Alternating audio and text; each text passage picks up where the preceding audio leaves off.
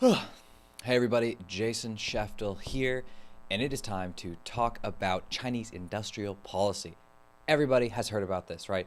This is the big secret state plan, master plan to make China a superpower, and it is done through planning how each segment of the economy is going to evolve and to set it targets and goals and all sorts of things like that. That is what we're talking about tonight, industrial policy. So industrial policy has been used all around the world, everywhere. People can call it what they want. It comes in very, very, very different forms and flavors based on different countries and regions and politics, economics, all sorts of things. But what we're really going to talk about right now is Chinese industrial policy and a somewhat shift, an attempted shift that is going on, roughly speaking, right now, but it's a little older. And it's basically this attempt in China to transform its typically state-directed style of industrial policy. And this happens in a bunch of ways, but the general idea is that China puts out a 5-year plan. It puts out basically a whole set of targets for various industries, for how they should develop, for new technologies that are needed, for levels and thresholds that different technologies and different build outs of various things should all be, right? Should you want 100,000 of this, millions of this, blah, blah, blah. It should look like that. They want to advance, they'll say they want to advance this sector or this technology or that technology, whatever it happens to be.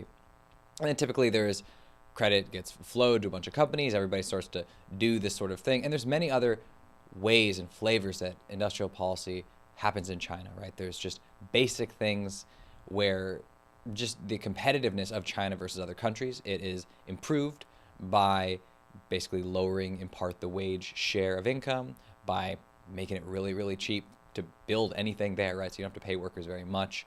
That's really, in a sense, a form of industrial policy. All sorts of things that involve foreign direct investment to encourage capital flows into the country and to bring them to all sorts of technological industries where you can move up the value chain. That can also be called industrial policy. Everything China does to reinvest, it's been doing for decades, to reinvest in the country, in its infrastructure, in its education, all of that could also be called industrial policy. Basically, everything could be called industrial policy, and that's kind of what happens after a while. Even if you're in the United States, for example, and typically there'll be a conservative argument that the Democratic or Liberal Party in the United States is doing something that smells of industrial policy. That could very well be true, but there's also, on the conservative side, there's very many ways in which you could say that the tax policies or other things conservatives are very concerned with are also forms of industrial policy. The Defense Department budget, all that sort of stuff is really a form of industrial policy, right? There's reports that come out every year, every 2 years or so, for the Department of Defense, that it's all about the defense industrial base. It is about the industrial base, right? It's about the industrial policies, how to support that base. A lot of military procurement decisions are really focused on that. In a lot of ways, the United States has a really strong defense industrial policy system in place because it really focuses on that, and a lot of other things have fallen by the wayside. But historically, the United States has done all sorts of industrial policies. You can go on. I mean, everything from the sort of protectionism of the late 19th century, we had all these tariffs and stuff, to all sorts of ways that immigration has been used, all that kind of stuff. It really goes on and on. So what's going on in China right now is this really heavy form of industrial policy that China is notorious for, right? Starting from the first and second 5-year plans, really back in the 50s, one of which was a disaster. This whole thing has been going on for a long time, setting all these quotas and setting all this kind of stuff, and it's been mocked and derided in the West, rightly, many times. And then it's also seemed to have produced many successes, which is in part a part of this industrial policy. It's actually a very complex topic. It depends on how things were happening in the global economy, how China was really interfacing with various technologies, the access it was given, the incentives of companies, everything from currency rates, markets, all that kind of stuff really played into how things happen with Chinese industrial policy. It's a very, very, very big topic, and it's had many evolutions. And one of the major evolutions is trying to go down right now, right? The problem is this won't work. And what I'm trying to get to is that this heavy industrial policy where you say, we want national champions, we want this massive scale of whatever industry, we want massive scale in meat processing, we want massive scale in agriculture, we want massive scale wherever we can get massive scale. That is typically it's a very common form of industrial policy. But what's going on now in China is it's trying to change it. It wants basically something different. It wants to have it also wants to have all these national champions, but now China is really focusing more on trying to invest in thousands of startups, right? This is VC style industrial policy. This has been really how would you say? It's been sort of a fad, a trend in industrial policy, believe it or not, probably since the 1980s, when the original sort of Silicon Valley type boom was really getting started. The tech sector was really infiltrating all sorts of businesses all around the world. That also obviously led to the 90s, the actual dot-com boom, all that kind of stuff. This has been a really common thing. And under Obama, the sort of Democratic Party did a style of this industrial policy when it was investing in energy, right? You could say it was not anywhere near the scale that China is intending to do it, but that is what China is trying to do. And this is really interesting, and it's very important, right? Because everyone has always thought, God, why is the government so terrible at investing in various things? Why isn't it investing really anything at all? It sort of does all these weird things. Why don't you just try and invest in companies like some of the best investors today do, right? The venture capitalists with amazing returns, terrible returns in many respects, and then also amazing returns. That is what the whole initiative is about in China. And in China, it is a different sort of thing because, well, there are real challenges to getting this done, right? Everyone thinks it sounds good. In the United States, there was in that 2010, after the 2008 crisis, there was a pitch for an investment boom. Part of that put out these sort of VC style investment programs, and it's also a lot of these are actually being wound back up as a result of the infrastructure bill. Everyone is really interested in industrial policy right now. This is sort of the world we live in, right? As I kind of said in the headline of this video, the whole COVID pandemic problem has basically just supercharged the entire problem, the entire focus on economic nationalism, which almost inevitably leads to protectionism and to, in the industrial world, industrial policy, right? Industrial policy kind of goes along with industrialization, with maintaining an industrial state. And everyone's really concerned with that right now. And it's amazing. And for people who aren't more aware of it, it is just being talked about in every single major country, in every single major group of countries. It's just everywhere. So right now, let's just talk quickly about how this industrial policy that I've kind of vaguely alluded to in China it plays out. So basically the way this works, this is a program that's been going on for at least 15 years. It's very old, but the core of China's strategy, let's say since the millennium, to keep it simple, since the start of the new millennium, has been let's have big national champions, Huawei's, Lenovo's, right? All that kind of stuff. We want these large national champions that allow us to compete at the same scale and quality as Western companies, right? We want them to be as capable and as large. The large factor is very important, right? As people realized during the pandemic, we are industrial nations. And when the problem hits, when a war hits, when a pandemic hits, when a natural disaster hits, the industrial supply chains are what you rely on to keep everything functioning, right? So one example is in agriculture, where a lot of people have been very interested in organic agriculture, things like that, permacultures, all that. This is all very good. There's clearly problems with monocultures. That's all very true. But what do you do when you need to feed and distribute food to tens of millions, or in China's case, hundreds and hundreds of millions of people? You end up always relying on industrial systems. And also, unfortunately, organic farming at scale wouldn't work. It would require so much land. It wouldn't work with basically all the tools that we've used, the agrochemicals and the mechanized equipment to really increase yields over all this time. There's ways to do it with organic stuff, even though I know everyone's thinking, why is he talking about this?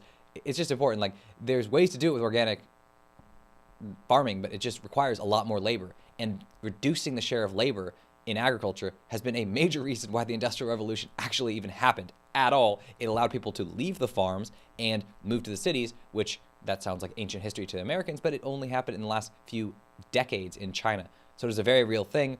Without it, actually, it wouldn't even work. There's no organic farming in China. If China tried that, its population would be forced to have, basically. That's the only way that yields improve. But the point of all this is to say that you can't just have the industrial policy that you want, right? You kind of have to make something that fits with the scale of the the country that you have, right? You can't just have it be whatever random thing it is you want, or that fits sort of your moral ideals. You actually need something that really works when problems arise, and you have to really manage really tough situations. So in the United States right now, everything related to the trucking industry, trying to get the transportation system running, trying to keep food processing, grocery stores, all these things stocked. When the pandemic hit, people realized, oh God, what if we had a massively distributed system? That would be really a problem.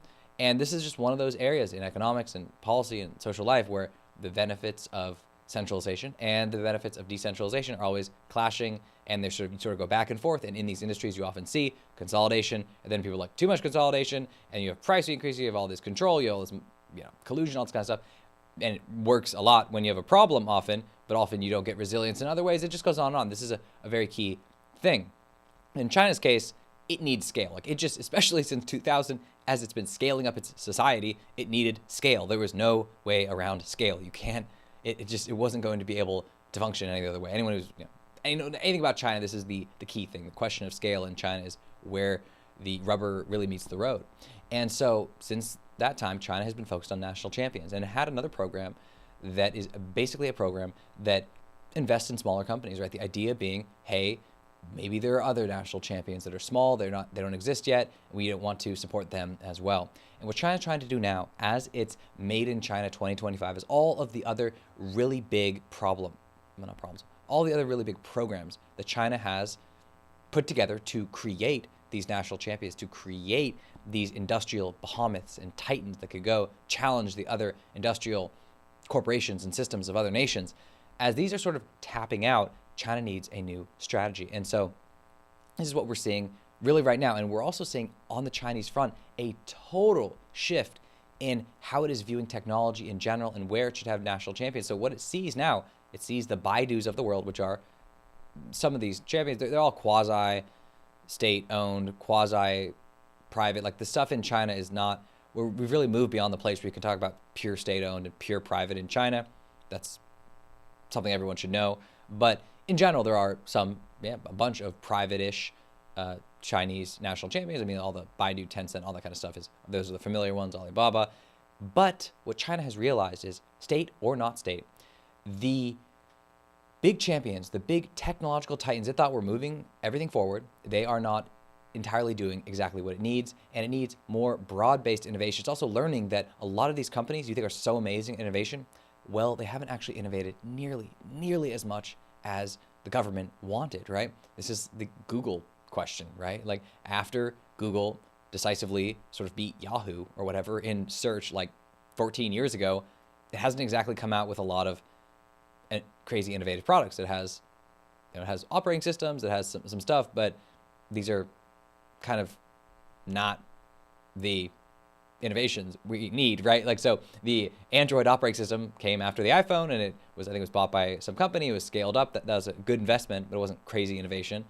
And it was, it's touted as being open or this or that, but it's really just another system for smartphones. That's good. You have Chrome browser. I mean, that's also good. It's another browser. And again, there's all these sort of minor innovations, but this isn't exactly moving the needle of civilization forward. And China is very concerned about where the needle of civilization is going, because it has big problems ahead of it. And so part of its strategy to make all this change and be better in the future is to say, hey, why don't we try being a VC ourselves? Why don't we try this venture capital style of industrial policy, which, like I said, has been all the rage for decades. And it's important to just know how different this is, right? So the industrial policy of, say, old China, Japan, and Germany did not really look like this at all, right? It tended to focus on large companies.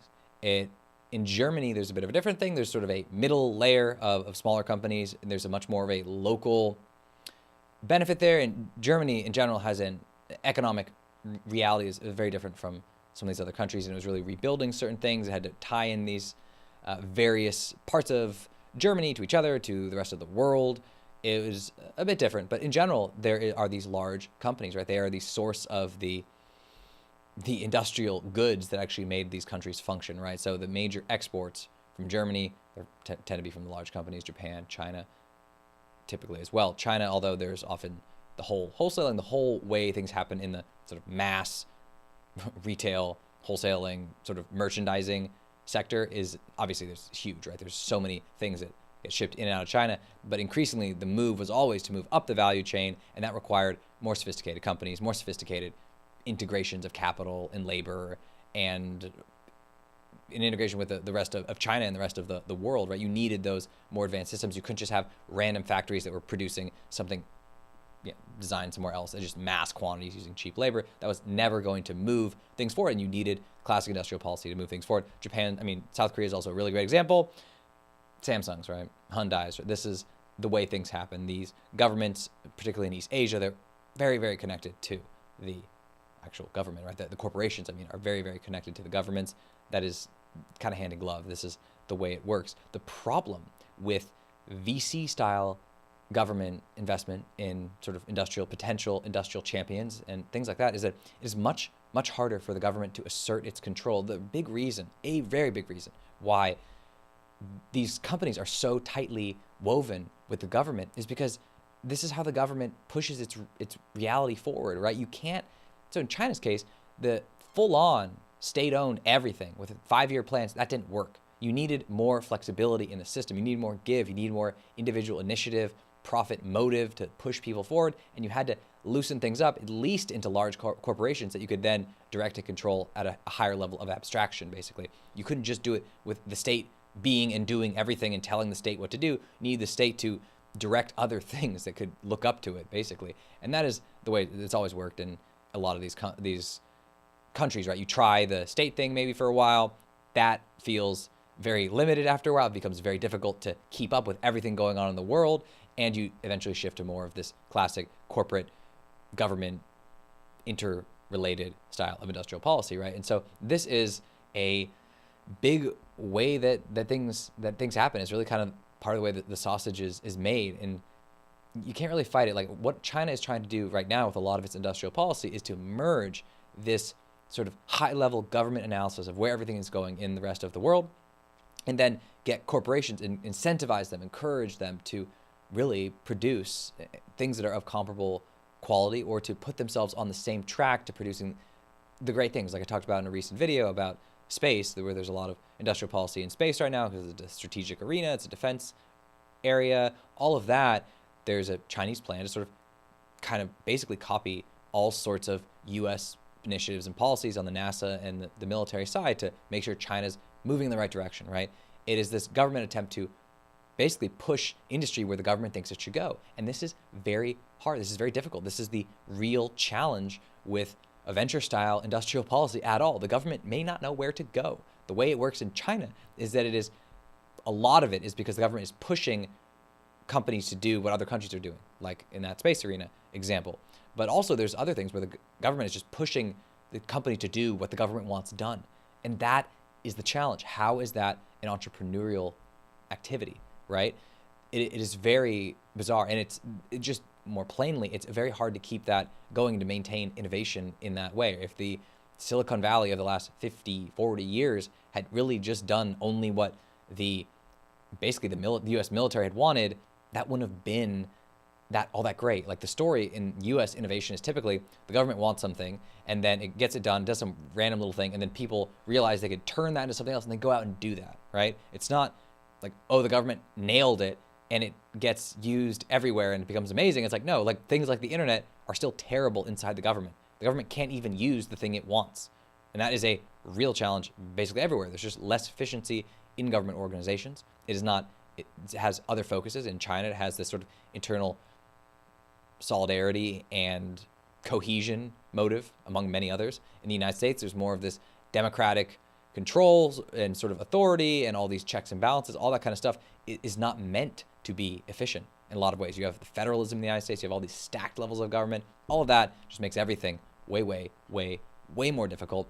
And it makes things just especially challenging if you're trying to do something VC style. Who are the people in the government who are supposed to know exactly where things are going? Who are they, right? I mean, you can hire very talented people and they could just be pulled from venture capital, but where is this supposed to go, right? You have to basically have these people who are on the pulse of everything in every sector everywhere, right? And that's what China's trying to do. So it has all these thousands of companies that are being invested in to produce in all sorts of areas, from battery technologies to refrigeration to vaccines to biotech, everything. It's just everywhere.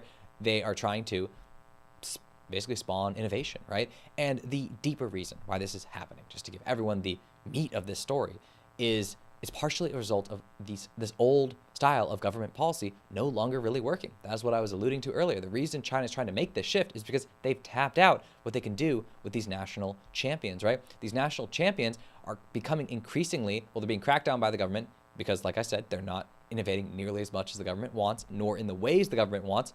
And the government can try and get them to do that, but really they're just entities that service the products and the goods that they make, right? And the services they make. That's basically what they do.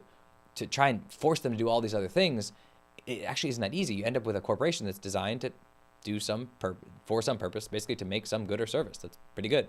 That is what it's supposed to do. To try and make them do all these things that aren't being done, that's not what they're structured for, right? This is why you have multiple sizes of corporations, or basically of entities, and the small ones, the new ones, have the new ideas, right? This is kind of the story of American tech of the last 50, 60 years, where you used to have endogenous, or basically government innovation inside of big companies like Xerox, IBM, and Bell Labs, all that kind of stuff. That was a big thing. There was even these corporate labs and stuff like that. That was a huge thing. And then all the people who used to be in those companies doing that innovation go start their own companies. They all went and started their own companies.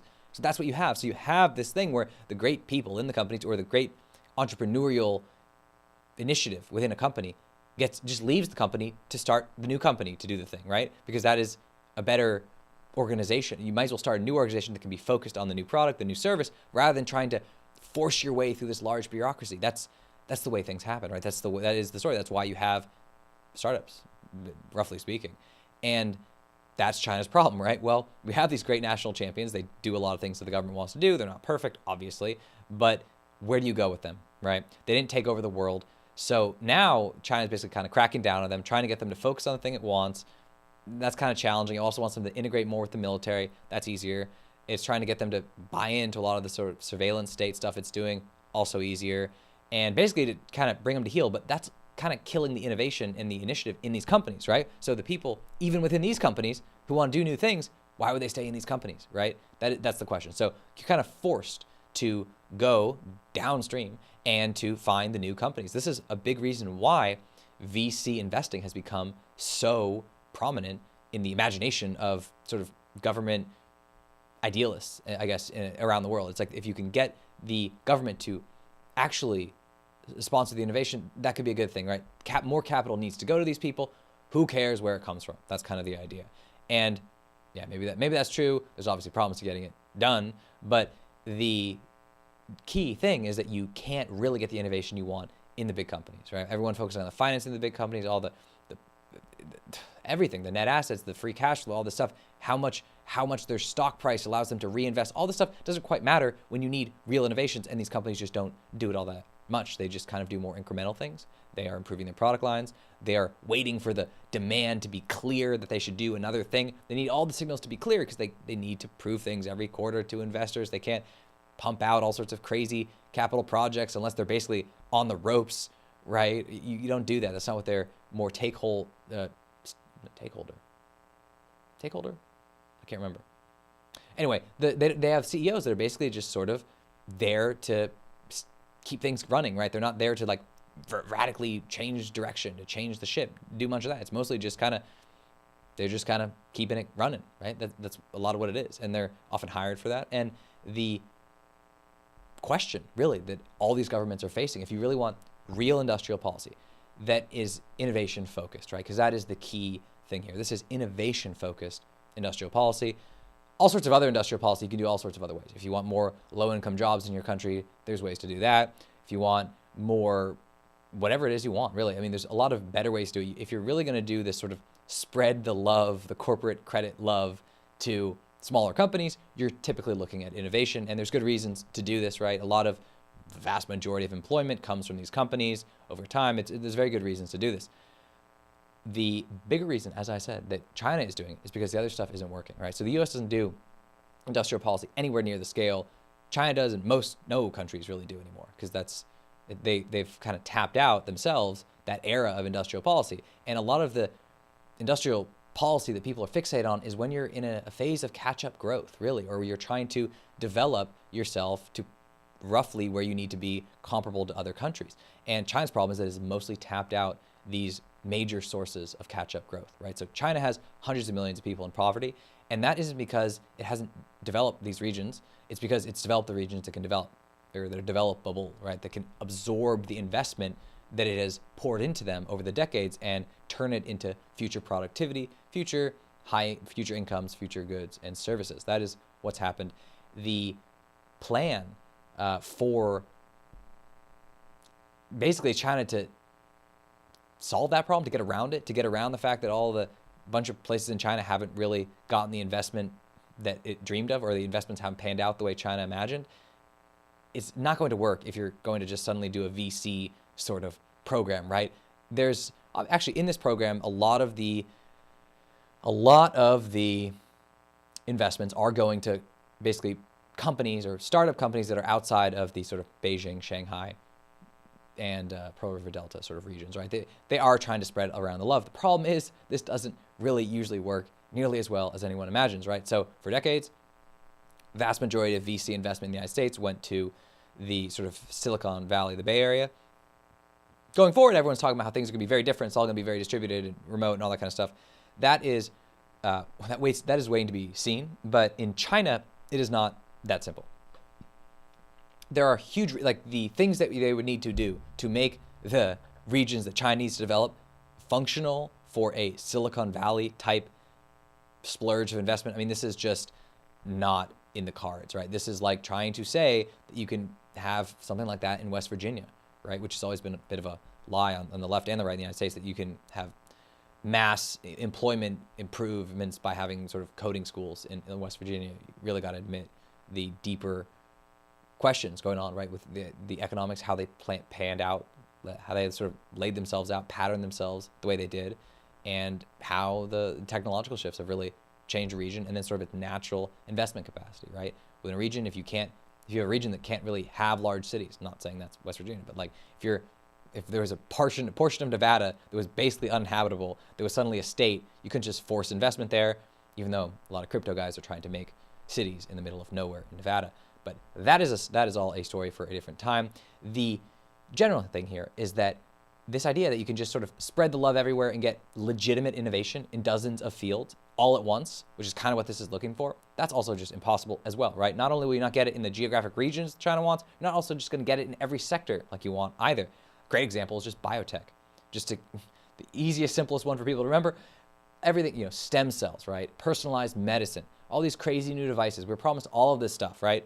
For years. Stem cells were going to change everything. That was like back in 2002, 2003. Instead, we have Fitbits and Apple Watches, right? The innovation in a lot of areas takes time. It's hard and it takes a lot of time. We're really spoiled and we expect everything to occur at IT innovation rates of change, right? Like of speed of innovation, right? Not everything has Moore's law. Nothing basically, but computer chips have Moore's law. You don't see that all the time. So you see these long, difficult, arduous, bankruptcy-laden development cycles. And they don't pan out for a long time. You have a lot more regulation in all these areas.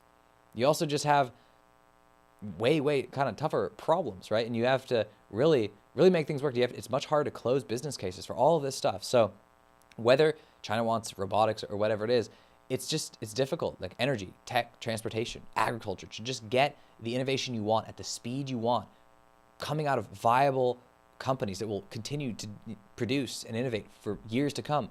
It's just so tough, right? This is one of the reasons why, even though the government as VC idea has been around a very long time, we're getting on close, maybe even close to a century now, half a century, this has been panned at multiple periods because you end up kind of investing in all sorts of duds. And that's also just the truth in venture capital investing in general, right? So most of these companies, if you're a venture capitalist, most of your companies never work out. They never pan out. The way this works is when you have a few companies that do pan out. So you invest in 1,000 companies and like a few make up for your investment, all the others, right? This is a power law situation. Most of the things fail. And the problem is the government isn't set up for its programs to massively fail across the board. Like it is more let's do grants. Let's do everything that has merit and then, some threshold of merit. And then you just award some fund and you do some project that gets done, even if it's not a world beater. There's very few world beater projects that the government has invested in decades, right? You don't see that kind of thing. You have, obviously, there's some NASA projects and stuff like that. You have way back in the day, you have the sort of interstate highway system, things like that. That is old. At least in the United States, that's a very sort of old way of doing it. In China, you have really big investments where the government did build all sorts of things. But like I said, that was catch-up investment, right? That was catch-up growth. Even the high-speed rail, which is the notorious thing, I need to do a video on. Actually, I have a video I'm going to do pretty soon about that, at least related to the U.S. The high-speed rail system in China was built to make sure Japan, first thing, to make sure Japan did not have the best system and the fastest. All that was galling to the Communist Party.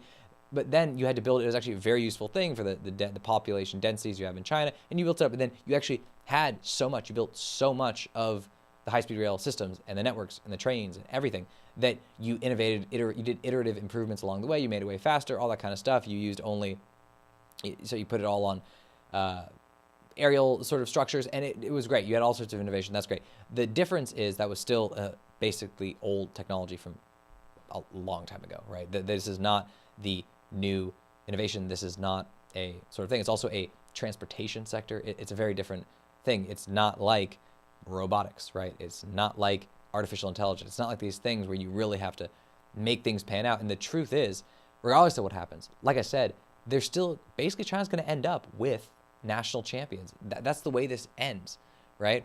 You're going to invest in thousands of companies, and the vast majority of them will fail. And then a few will succeed, right? You can have moderate successes, right? And this is what China is more interested in. At this point, they're trying to say, hey, we're going to focus on these moderate successes. And then, right, and then occasionally, hopefully we'll get some great ones. The problem with this is that if they're just moderate successes, how easy is it to just feed them credit and just keep them alive, right? There's a lot of really bad incentives here where you're like, oh, you want to make it look like your program is doing really well, so all of these moderate successes are just made to look like moderate successes, right? What if there's a 10-year timeline for their thing to pan out, whatever the product is, and you just make them feel amazing or look amazing the whole way there? It's very difficult. It's very challenging. It's very hard to know when you have to sort of make them face the market, and you have to cull the herd. China is good at sort of culling the herd at various periods, but the way this ends almost certainly is mostly massive failures and occasionally a few giants. That's how it worked in the United States with the recent investment sort of binge in the Obama energy years in the energy sector in the early Obama years after the financial crisis, right? 2008, 2010, and then the grants went through for a while. Big investment that worked out was just Tesla, right? Big loan went to Tesla at a really dark time. It got repaid, and the company did well. Government made money. There was a new technology. All that kind of stuff is really good. And again, this is not at all something China is unaware of. And that is what everyone wants, right? So this is a good thing to keep in mind. This whole change in industrial policy, it is not unique to China. It is not a singular change, right? So there's still going to be a focus on this massive industrial capacity across the country. The problem is that industrial capacity by itself isn't enough to move the needle forward. It needs something else. So China's now trying to do basically the old school of industrial policy and a new school, and it has to kind of plan everything right. It has to basically know where things are going and try and feed the companies that things are doing. It has to try and keep it all sane. It's a very tough thing to do. There are merits to this idea, though. It's important that people recognize it because there's been various forms. A great example in the United States would be something like DARPA, be the Defense Advanced Research Projects Agency, which has been doing all sorts of VC-style things for a long time. Obviously, it's sort of a fringe tech science body, and it does all these grants for cool stuff, and it's a bit different, and it is different. It does kind of absolutely weird things, but it's also, again, the government sort of looking at certain needs in a military context and trying to push technologies or push companies to get that sort of thing done, and it's had notable successes. Obviously, I think the internet was one of them, the ARPANET and all that. It could be a model for certain things, and a lot of people have argued there was again, back in the 2000s, the sort of 2010 era, there was an ARPA-E, I believe. There was sort of this idea, let's make an advanced research projects agency for energy. Let's basically have an advanced research projects agency for everything, right? And this harkens back to the old era, the World War II, the early Cold War, even to late Cold War time when we had massive corporate innovation within large companies, when we had government innovation that was focused on various technology areas during a time of strategic competition with a major competitor like the Soviet Union. This is part of the world we live in now, right? We have this competition with China. It is reinvigorating the United States. It's reinvigorating China as well. That is pushing many of these things back to the fore. The big challenge, of course, is that you can't do the corporate innovation anymore within corporations, because people leave the corporations to go do their innovation elsewhere. So you have to. Everyone's forced downstream. And this is something to keep an eye on, right? The United States will probably end up doing something very similar, because there is such a push for the government to do more, to actually move the innovation needle forward, and maybe to move away from sort of doing sort of more transfer-oriented programs and tax rate focused things that it does, and to focus on more of a hard role in industry and investment. And that is probably where things are going to get pushed. We'll see how all of this pans out, but everyone should be aware for sure of this shift and a bit of the history of why not just China, but the United States, but in this episode, China in particular, is looking at the venture capital style of industrial policy. It has never worked at scale. And trying to get it to work at China scale is basically non-viable. I mean, the VC sector has many venture capital firms. They all have different ideas, ideally. And they all make different investments based on their own analysis, ideally. And then you have competition, right? It's not just one giant VC firm that does everything. This is much closer to a sovereign wealth fund or something like that. And basically, the more you get into this stuff, the more it connects into all these other areas of finance, because the key question here, going forward and going basically forward as far as we can see, is we need more real innovation in technology. China is so focused on that right now that everyone needs to be made more aware of it. But more importantly, all these other forms of finance, if you don't have population growth, if you don't have all this other stuff, all of it kind of is dead in the water. You're going to end up with weird, bizarre derivatives and all sorts of things that aren't actually solving a capital shortage for a company with a good idea, or a person with a good idea and an ability to execute. That's basically what everyone is looking for. And you can say what you want about all sorts of different ideas, but that's kind of what it is. Even the massive, undue sort of glamour that's been given to this ARK investment company, that's basically just a thematic investment company that is investing in technology-focused companies. It's basically just doing what people deep down think finance should be doing, which is just funding new technologies to make things work better in the world, right? To make things better in the world. And that is what we're seeing in China. That is what the United States government is pushed to do as well. That's what finance is being pushed to do. And on that side, I guess it's actually a good thing. We'll see. The problem with the strategic competition thing going on now with China is that we often take really bad tips, ideas, lessons from what China is doing. Everyone is hoping for governments to start doing more to make things better. And China is the one country that is really doing more to try and make things better, but it is maybe not the best country to follow in this or in other areas. So with that, I hope you enjoyed this video. Thanks for watching, and definitely like it if you liked it, share it, subscribe, throw on notifications, and you'll see more of this.